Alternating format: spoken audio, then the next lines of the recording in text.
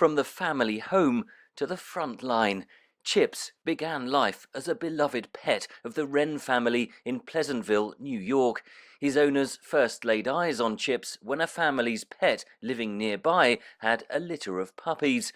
John Wren was a young boy at the time. The runt of the litter was this German Shepherd Husky mix thing, and they said to my mother, "Would you like him?" And she said, "I'd love to have him." So she took him and she named him Chips, and he responded well, and he was smart and obeyed well.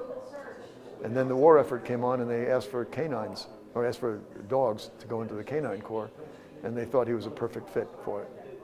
And although they were sorry to have to do it, they knew it was the right thing to do, and they did it.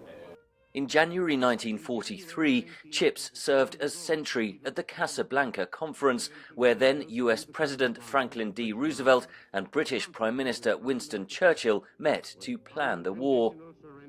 In July the same year, Chips joined Operation Husky, the Allied invasion force landing on the Italian island of Sicily. Lieutenant Colonel Alan Troop takes over the story.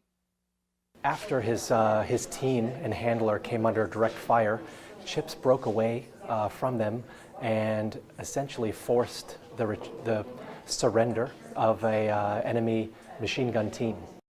Chips' handler described at the time how the dog emerged from the machine gun hut with his jaws clamped around a German soldier's neck and had to be cooled off before the man was killed. The dog suffered burns and injuries but survived, having saved many lives.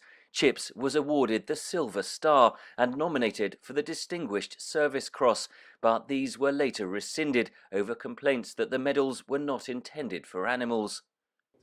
7 decades later, Chips has been posthumously awarded the Dickin Medal, an award for military service bestowed by British charity, the People's Dispensary for Sick Animals.